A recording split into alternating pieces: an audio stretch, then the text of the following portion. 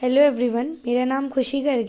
हमने last class में DBMS के बेसिक कॉन्सेप्ट्स डिस्कस किए थे। बेसिक टर्म्स, डेटाबेस क्या होता है, टेबल क्या होती है, कार्डिनलिटी क्या होती है। लेकिन आज हम एक बहुत ही इंपॉर्टेंट टॉपिक पढ़ने वाले हैं जो है डीबीएमएस लैंग्वेजेस, यानी database management languages.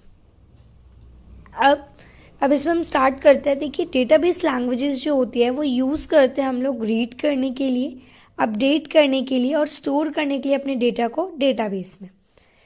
Database languages are use to read, update and store data in the database. यानी हम अपने डेटाबेस के अंदर जो कि कलेक्शन होता है हमारे टेबल्स का, उसमें हम क्या उसके अंदर हम यूज़ करते हैं रीड करने के लिए, अपडेट करने के लिए और अपने डेटा को स्टोर कराने के लिए। लैंग्वेजेस का ये यूज़ होता है। हमें बेसिक समझ आ गया।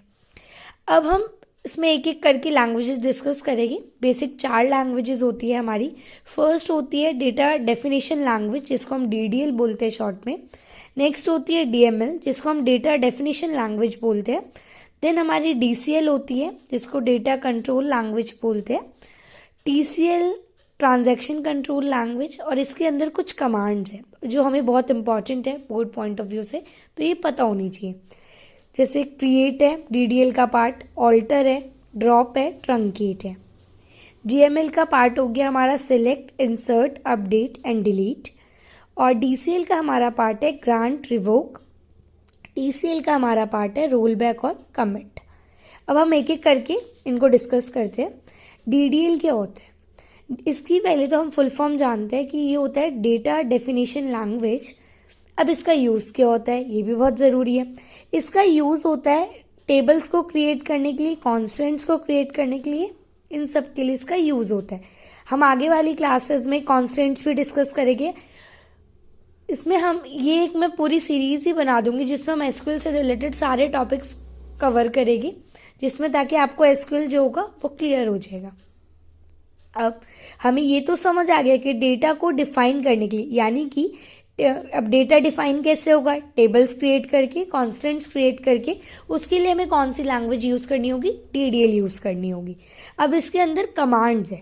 फर्स्ट कमांड हम डिस्कस करते हैं जो कि है क्रिएट। अब देखिए, क्रिएट कमांड न्यू टेबल या फिर न्यू डेटाबेस क्रिएट करने के काम आती है। क्रिएट का काम ही यही है कि ये क्रिएट करेगी या तो न्यू टेबल या new database. It is use to create new table और अ न्यू डेटाबेस। अब नेक्स्ट कमांड हम जो डिस्कस करने वाले वो है ऑल्टर। ऑल्टर क्या होता है, देखिए, it is use to alter और change the structure of the database table.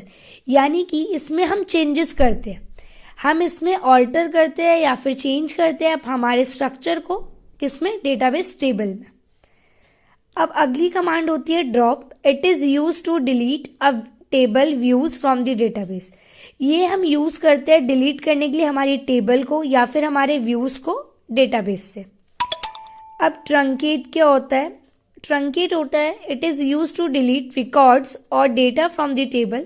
इसमें हम डिलीट करते हैं रिकॉर्ड्स और हमारे डेटा हमारी टेबल से, बट जो उसका स्ट्रक्चर होता है वो एज इट इज़ रहता है। स्ट्रक्चर डिलीट नहीं होता, उसके अंदर का डेटा डिलीट होता है। ये बहुत इंपॉर्टेंट है। इसमें डिफरेंस है कि इसमें हमारा स्ट्रक्चर डिलीट नहीं होता, स्ट्रक्चर एज इट इज़ रहता है, लेकिन जो उसके अंदर डेटा स्टोर कराते हैं वो डिलीट हो जाता है।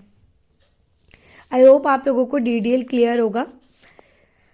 अब जो नेक्स्ट लैंग्वेज है वो है डीएमएल। अब डीएमएल होता क्या है, डेटा मैनिपुलेशन लैंग्वेज।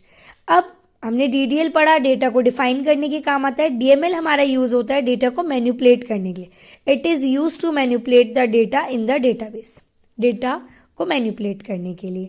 अब इसमें भी कुछ कमांड्स है, select, insert, update and delete.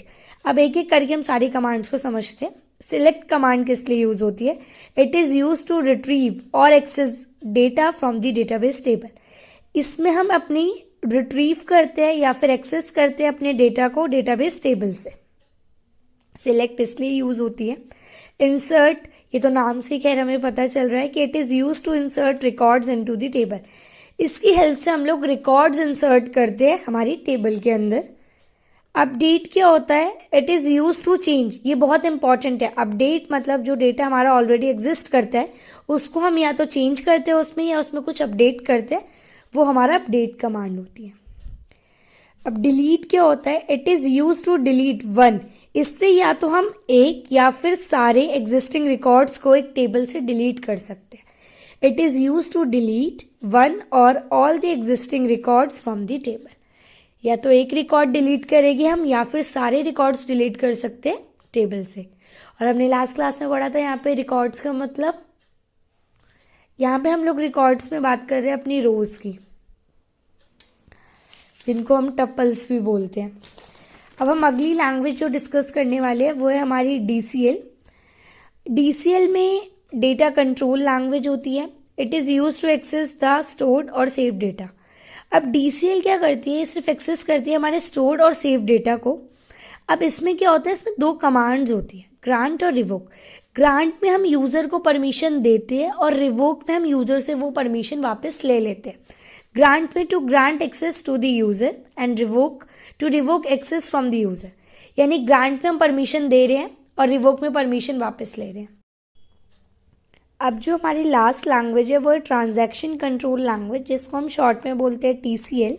ये यूज़ की जाती है मैनेज करने के लिए ट्रांजैक्शन जो भी हम एक डेटाबेस के अंदर करते हैं। इसके अंदर दो कमांड्स हैं, रोल बैक और कमिट। रोल बैक होता है जो भी, it is use to restore the database to that state which was last committed. जो हमने लास्ट कमिट किया होता है उसको वापस से लाने के लिए हम रोल बैक यूज़ करते हैं, जैसे हम अनडू यूज़ करते हैं। और कमिट हो गया, it is use to save transactions in the database. जो हमने ट्रांजैक्शंस करी है उसको परमानेंटली सेव करने के लिए हम लोग कमिट यूज़ करते हैं। तो ये दो हमारी कमांड्स होती है TCL की। आई होप आप लोगों को आज जो हमने DBMS लैंग्वेजेस पढ़ी है वो समझ आई होगी। आप लोग प्लीज़ इस चैनल को सब्सक्राइब करें, लाइक करें और कमेंट करें। मैं इसमें SQL की पूरी सीरीज़ डालूँगी। Thank you so much.